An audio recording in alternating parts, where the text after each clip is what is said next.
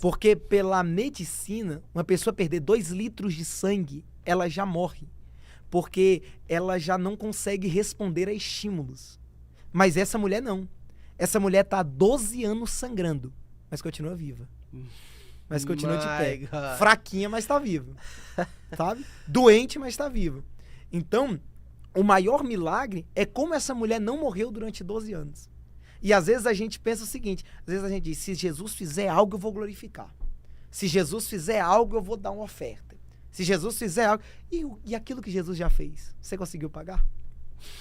Essa é a grande questão. É a grande questão. A gente olha e diz assim, não, Uau. porque se Jesus me der tal casa, aí eu vou ser grato. Mas e a casa que você tem? Você não mora debaixo da ponte. Ah, mas eu não como no restaurante que eu quero. Mas Deus não tem deixado faltar pão na sua mesa. Ah, mas meus filhos não dão o exemplo que eu queria que eles dessem. Mas Deus te deu a graça de ter filhos. Eu aprendi uma coisa. Eu posso não ter tudo que eu quero, mas eu tenho tudo que eu preciso.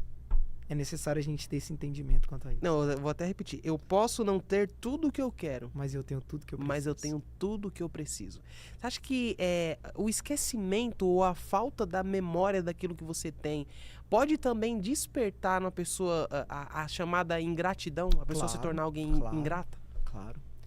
Eu tenho uma frase de um amigo meu, pastor Maurinho, que eu gosto muito, que ele diz assim, todo ingrato tem memória curta. Todo ingrato tem memória curta. Todo ingrato tem memória curta.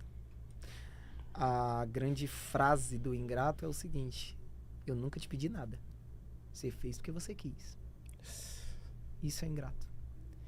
O ingrato, ele olha para o que está acontecendo, mas ele nunca olha para o que aconteceu.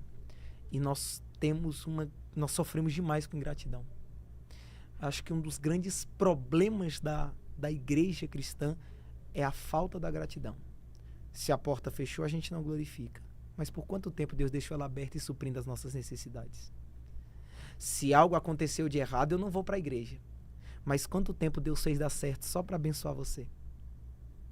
E falta em nós termos essa percepção de que se Deus não fizer mais nada, Ele já fez demais.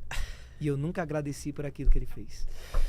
My God, se Deus não fizer mais nada, Ele já fez o suficiente. E essa questão que envolve justamente aquilo que Deus fez, né? Aquilo que, às vezes, a questão da ingratidão da pessoa ser uma pessoa que é uma pessoa extremamente ingrata, ser uma pessoa que ela não tem costume de agradecer, não entrega gratidão, porque de certo modo gratidão ela é uma entrega, né? Você entregar a gratidão, você ser grato a Deus.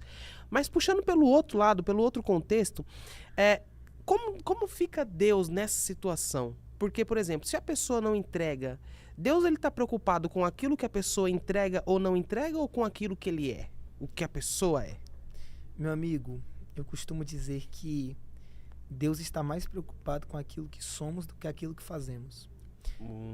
Porque a vida com Deus, ela vem antes da vida para Deus. Eu preciso frisar isso de novo, porque tem gente que não entende essa questão. A vida com Deus, ela vem antes de vida para Deus. Tem gente que prega, mas não tem a vida com Deus dentro do quarto. Tem gente que canta, mas não tem uma intimidade com Deus. Deus não está preocupado com seus 40 minutos de performance. Deus não quer aparência. Deus quer essência.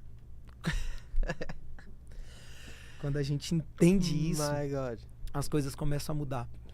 Porque o meu coração começa a entender que aparência para Deus, ele disse para Samuel, eu não olho para a aparência, mas eu olho para o coração. Porque vida com Deus vem antes de vida para Deus. A gente consegue até, por exemplo, extrair isso se a gente usar um exemplo, Caim e Abel. Porque Sim. a gente vê Abel, ele é aquele que entrega com o coração, a entrega dele vai além do que ele está colocando no altar. A entrega dele fala muito sobre o que ele de fato é.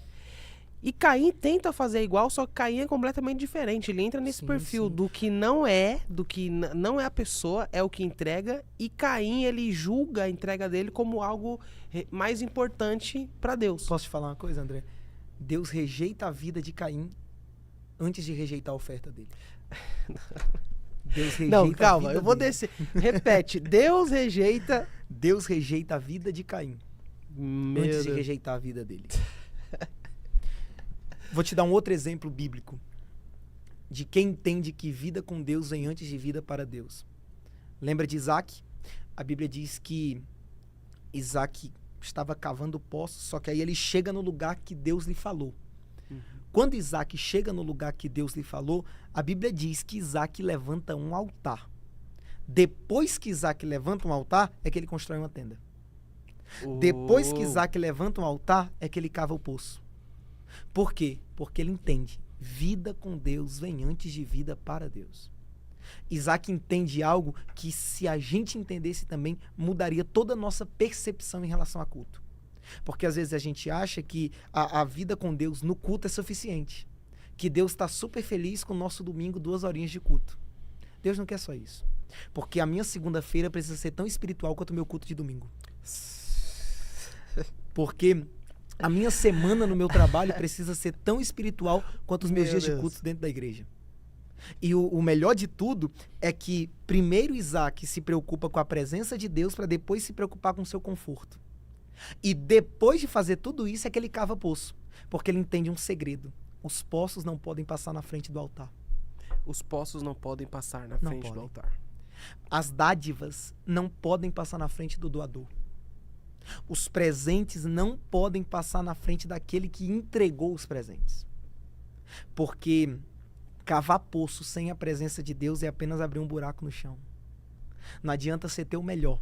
Se você não tem Deus, você não chega a lugar nenhum. Agora, se você tem a presença de Deus, pode ser um buraco no chão, mas Deus vai fazer a água sair de onde nunca saiu.